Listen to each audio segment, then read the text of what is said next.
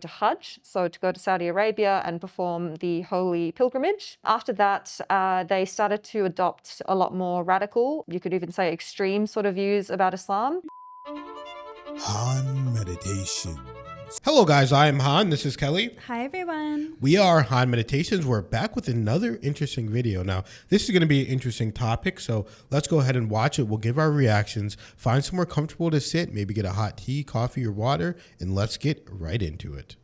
Right. Aisha, so great to be speaking with you. Could you just tell us a little bit about who you are and what your story is? Oh, wow. Okay, that's a big question. So I am, in a nutshell, a Cape Malay ex-Muslim. I was born in South Africa. I left South Africa when I was around 4 years old, moved to New Zealand, and then obviously eventually ended up in Australia. I come from a family that, when I was younger, was, I guess you could say, more of a liberal Muslim family, very laid back in a lot of ways.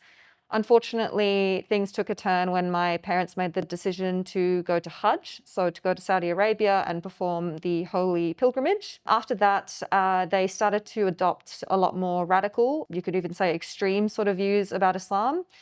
And that fundamentally changed the way that our household operated, all of the things that I'd grown up with, being used to, watching, certain soap operas with my mum were suddenly this terrible thing that you were not allowed to do anymore.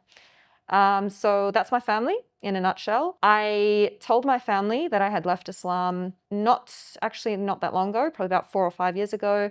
As a result of that, they disowned me. But as my sister likes to put it, it's not even that bad. She says, it's not like you were honor killed, because apparently that's the baseline for ex-Muslims being able to speak out. So yeah, that's me. And what's your life been like as an ex-Muslim since leaving the faith?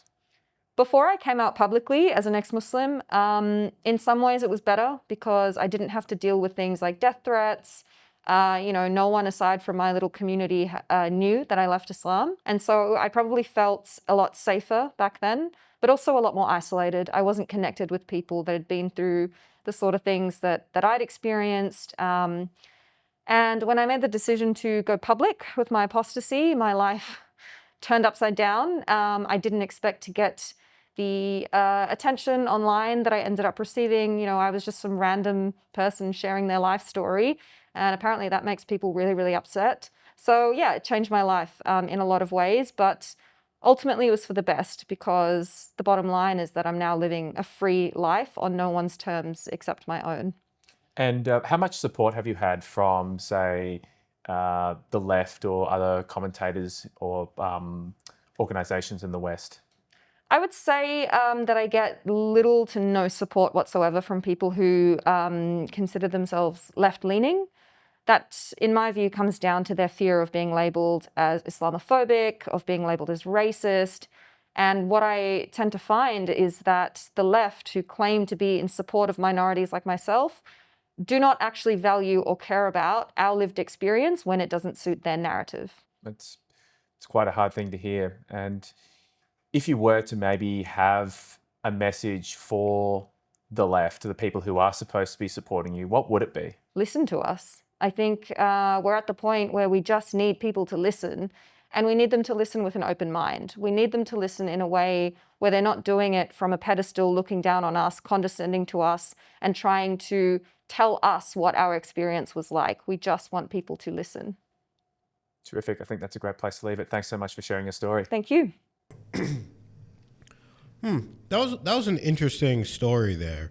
And what I think about that is, I mean, you never know what someone's going through. You never know what someone's situation is, especially at home. So I can't really speak on was it a good family life? Was it good? Because she said it was good, but in her own words, she also said after that, she couldn't watch soap operas with her mom anymore. So then because of that, she wanted to leave Islam. I mean, I'm sure it was more to it, but she said her family was more left-leaning Muslims. Then they went to the pilgrimage to the Hajj, and then they started adopting more radical views, as she said. And then so she couldn't do certain things anymore. Then she left, and then she was excommunicated from her family. What I personally think is, I don't think anybody should be excommunicated from their family because I don't believe there should be compulsion in religion, as it says in the Quran. But also at the same time, a lot of the time these people aren't telling the full story. I mean, if you're excommunicated from your family, a lot of times you're doing things or have been doing things that are a lot worse than what you're telling. And I don't know. I don't know this woman. I hope she's doing well. I hope her family's doing well. And I don't know. But, you know, just on the basis of what we're, you know, talking about and really been watching and learning about Islam, a lot of it is very beautiful. And if there is something that is basically bad or toxic or whatever, it usually has to do with culture. It usually has to do with culture. It usually doesn't have to do with, you know, the religion itself. So that's really something that her family was doing to themselves, and basically a culture problem, in my opinion. And I also do think that the left does not care about people that are basically minorities or Muslims or black or whatever. I mean, you look at someone like Joe Biden or people that say, or, you know, say, hey, if you don't vote for me, you're not black or whatever. And they're basically telling you, hey, you are what I say you are, and you have to do as I say. Otherwise, you know, you're not the identity that you are. And me personally, I don't view myself as black. I don't view myself as a man, whatever. I understand that I'm something much more than a body. Obviously, I am a black man, but I don't view myself from the lens of I can't do this because I'm black. I can't do this because of this or that. I think that I can do whatever I want to do in any situation, in any scenario, more than anybody can. And I think that's the healthiest mindset to have. What did you think, Kelly? Yeah. I mean, obviously there wasn't much detail at all about the story, but, you know, anytime a family breaks up in any kind of way, you don't want to see that. But I think that also it really goes to show in this example itself that a family could be Islam and considered left or whatever. And of course, this was people in Australia, so I'm not sure politically wise they're left and versus right or whatever. Could be a little bit different as far as what they view and everything. It could be different here in the States, so there's that as well. But either way, she said her family was more of like a left-leaning, I guess, liberal Islam family, and then they went to the Hajj and they became more radicalized, I guess you could say.